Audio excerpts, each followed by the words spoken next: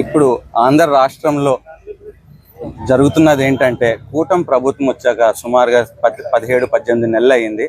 ఈ 17-18 నెలల్లో మనం చూస్తున్నది ఏంటంటే దుర్మార్గపు పాలన, దుర్మార్గపు చర్యలే మనకి కనిపిస్తూ ఉన్నాయి. దుర్మార్గపు చర్యలు ఎందుకు అంటున్నానంటే అక్రమ కేసులు పెట్టి మరి అందరినీ కూడా జైల్లో వేస్తున్నది మనం ఈ 18 నెలల్లో చూస్తున్నది ఏంటంటే అదే. దుర్మార్గపు పాలన ఎందుకు అంటున్నానంటే మరి 17 మెడికల్ కాలేజెస్ ఎక్కడా లేనటువంటి విధంగా, ఏ రాష్ట్రంలోనే లేనటువంటి విధంగా మొత్తం భారతదేశంలోనే కూడా మొట్టమొదటిసారిగా ఏ ముఖ్యమంత్రి కూడా ఆలోచన చేయనటువంటి విధంగా ఆనాడు మరి ముఖ్యమంత్రి వర్యులు జగన్మోహన్ రెడ్డి గారు మరి 15 మెడికల్ కాలేజ్ కేంద్ర ప్రభుత్వంతో మాట్లాడి మన రాష్ట్రానికి తీసుకురావడం జరిగింది. ఒక మంచి ఉద్దేశంతో. కోవిడ్ మహమ్మారి మనల్ని 2 సంవత్సరాలు వేధించింది.